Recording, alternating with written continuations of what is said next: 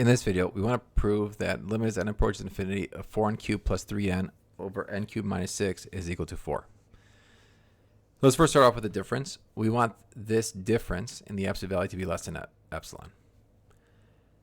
So let's first simplify this before we can continue.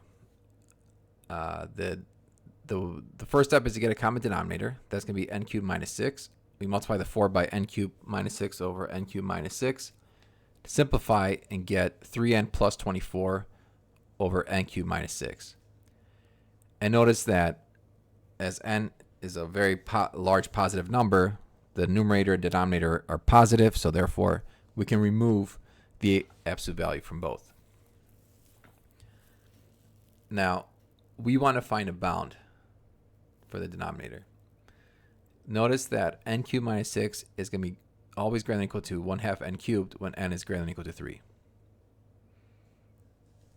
And essentially, you just need to find when it's bigger, but the idea is that n cubed in the long run is bigger than or equal to 1/2 n cubed because 6 doesn't really do much. And also for n greater than or equal to 8, we have for the numerator 3n plus 24 is less than or equal to 3n plus 3n, which is 6n. And so if we combine those two, we find an upper bound of 6n over 1/2 n cubed, which is just 12 over n squared. Now we want to choose a capital N in terms of epsilon. So what we're going to do is say that 12 over n squared has to be less than epsilon. Because we wanted originally, we wanted this guy to be less than epsilon. But we found that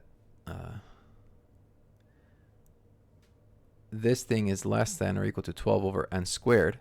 So instead of using this, we're going to say this has to be less than epsilon. Because this is just much easier to work with. There's only one term in the numerator, one term in the denominator. Versus over here, you had two terms in the numerator, two terms in the denominator. So we're going to solve for n here. So that's what's happening down here. We flip both sides. So when you flip both sides, the inequality also flips. So we get n squared is greater than 12 over epsilon. And taking the square root of both sides, we get n is greater than the square root of 12 over epsilon.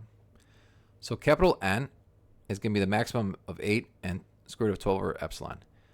Okay, why do we get 8? Well, because we said over here, n has to be bigger than or equal to 8. Obviously, 3 is smaller than 8, so just ignore that. Just take the bigger number.